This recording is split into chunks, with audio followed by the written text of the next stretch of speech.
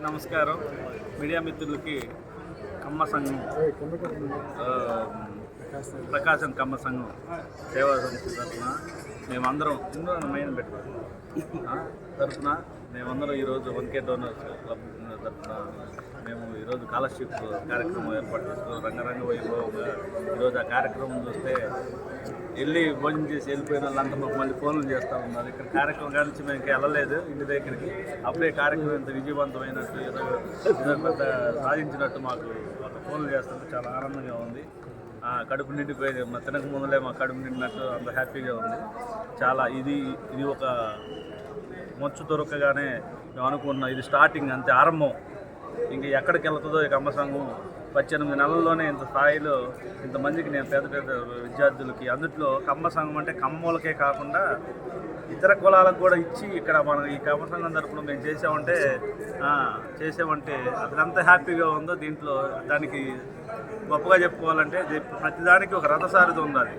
రథం నడిపేవాడు సారథి మంచివాడైతే అది ఎంత దూరమైన వెళ్తుంది అనేదానికి ఒక నిదర్శనం మురళన్న కమ్మ సంఘం చేపట్టిన తర్వాత అతను ఆ సీట్లో ఆ కమ్మ సంఘంలోకి వచ్చి అతను అధ్యక్షుడి పదవి తీసుకున్న తర్వాత ఈ కమ్మ సంఘం ఇప్పుడు ఒక ఎలా ఉందంటే రోజు రోజుకి ఇది ఎక్కడికి వెళ్తుందో అర్థం కాదు.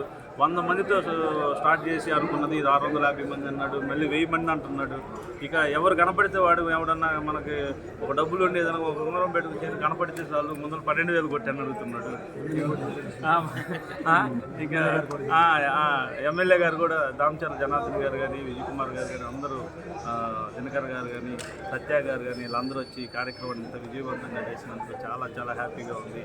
ఈ కార్యక్రమం నెక్స్ట్ టైం పెట్టేటప్పుడు 1000 మందితోటి సభ్యులతోటి మేము కార్యక్రమం జరుపుకొని ఇంతకన్నా రంగరంగ వైభవంగా చేసుకొని ఈరోజు ఈ కళ్యాణ మండపం కాబట్టి ఇక్కడ పట్టింది. కానీ అది మామూలు ఒంగోలులో ఏదే కళ్యాణ మండపం పెడితే ఈ జనాలు పోటీలు ఒక టైంలో అయితే కుర్చీలు ఎత్తుకొని తెప్పించుకునే పరిస్థితి వచ్చింది. చాలు, ఇది ఆయన ఈ జన్మకి ఇంకా ఆయనకి ఇది ఒక తృప్తి అనిపించింది.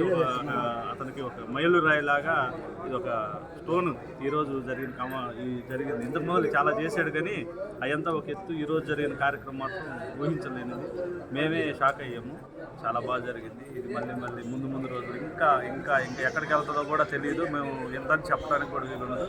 ఈ దాప అయితే 1000 మందితో చేస్తామని కాన్ఫిడెన్స్గా చెప్పగలుగుతున్నాం. ఇంకా తర్వాత మురళని ఇంకా 1000ని ఇంకెంత చేస్తాడో మాకు తెలియదు. అంత వర్క్ చేసి తప్ప ఇంకా మంచి పేద విద్యార్థులకి అదర్ క్లాస్లో ఉన్న వాళ్ళకి కూడా చేస్తారు. ఒక చిన్న ఉదాహరణ, మా ఊళ్ళో ఒక చిన్న అబ్బాయికి ఒక బ్రెయిన్ స్టామ్ వచ్చి యాక్సిడెంట్ జరిగితే మొన్నటి నేను వెళ్ళి సహాయం కోసం పోతే చూస్తే వాళ్ళ ఇంట్లో కుర్చీ కూడా లేదు కూర్చోడానికి. చూసి నేను 50,000 ఊరికి నా పర్సనల్గా ఇచ్చి వచ్చాను.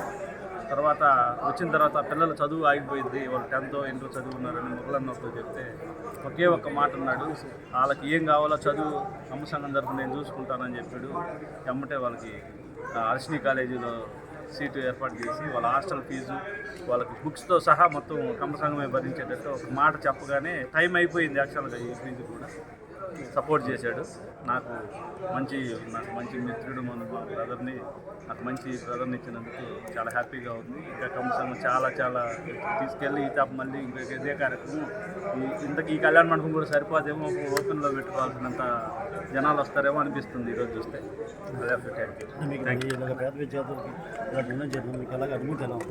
చాలా హ్యాపీగా ఉంది. ఎందుకుంటుంది, రాజకీయ నాయకులుగా మాట్లాడకూడదు కానీ మేము రాజకీయం అంటే అది వేరు.